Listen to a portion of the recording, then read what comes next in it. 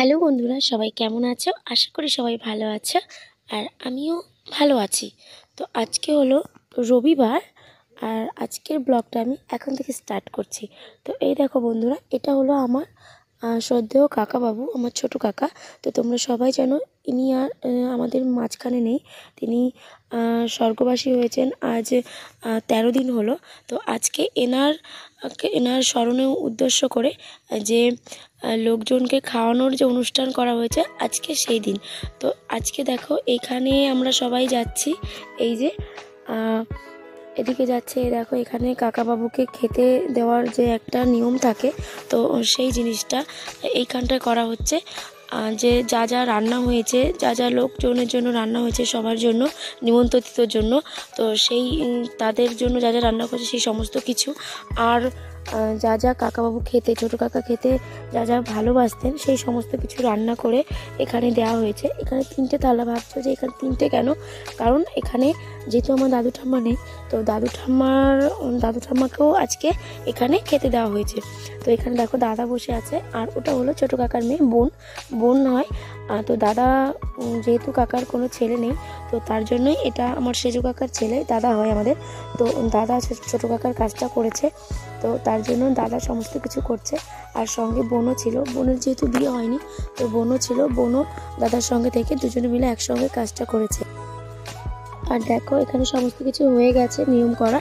তো এরপর দেখো সবাই এক একজন করে আসবে, এই সবাই প্রণাম করে চলে যাচ্ছে। প্রণাম হয়ে গেলে কেউ আর পেছন ফিরে তাকাচ্ছে না, সবাই প্রণাম হয়ে গেলে যে যার মতো সোজা চলে যাবে পেছন দিকে, আর কেউ ফিরে তাকাবে না। তো এরপর দেখো এক একজন করে আসছে। আমরা লাইনে অনেকে ছিলাম, বাড়ির সবাই, ছোটরা বড়রা সবাই ছিলাম।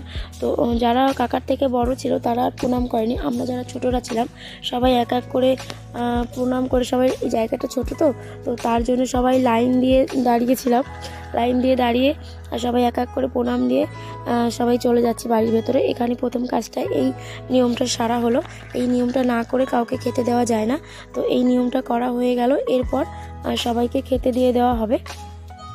তো এই দেখো বন্ধুরা, ওদিকের সব নিয়ম কমপ্লিট করা হয়ে গেছে। তো তারপরে এখানে দেখো সবাইকে দুপুরের যে খাওয়া দাওয়ার ব্যবস্থা করা হয়েছিল সেটা শুরু হয়ে গেছে। এখানে খাওয়া দাওয়া দেওয়া হচ্ছে।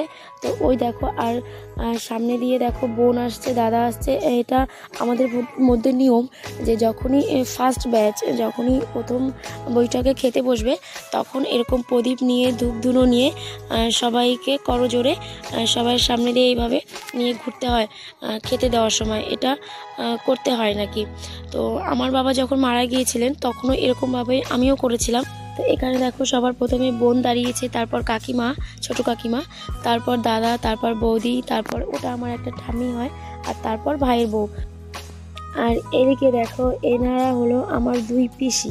তো আমার বাবারা ছিল 4 ভাই আর 3 বোন, মানে 7 ভাই বোন ছিল।